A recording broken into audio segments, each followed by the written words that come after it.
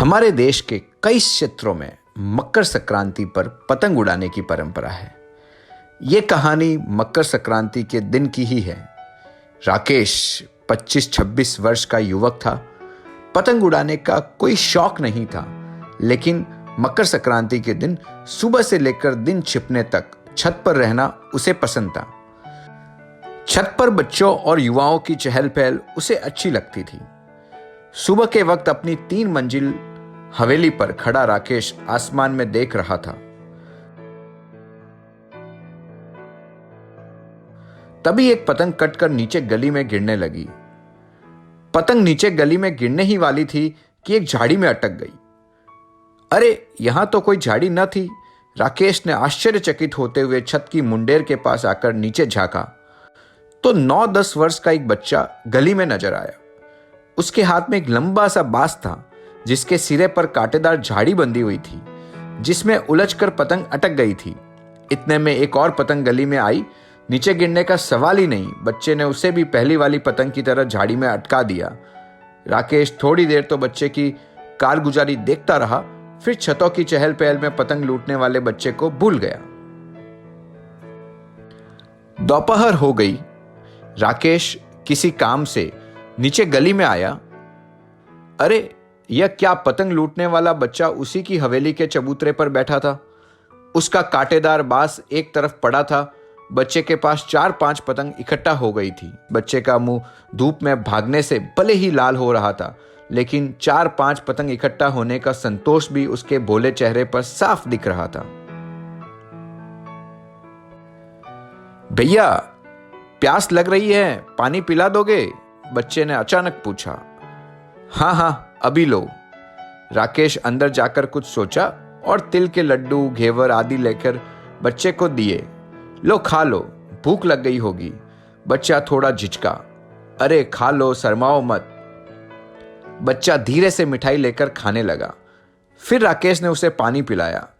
पानी पीते हुए भी बच्चे की नजर आसमान की तरफ ही लगी हुई थी, कहीं कोई पतंग हाथ से निकल न जाए। तभी एक पतंग कटी। पानी पीना भूलकर उसने अपना ब्रह्मास्त्र उठाया और दौड़ा पतंग के पीछे। तभी राकेश के कुछ दोस्त उससे मिलने आ गए। वो उन्हें लेकर फिर से छत पर चला गया। दोस्तों के साथ हंसी ठिठोली में कब शाम ढल गई पता भी न चला। आसमान भी अब खाली खाली नजर आने लगा था।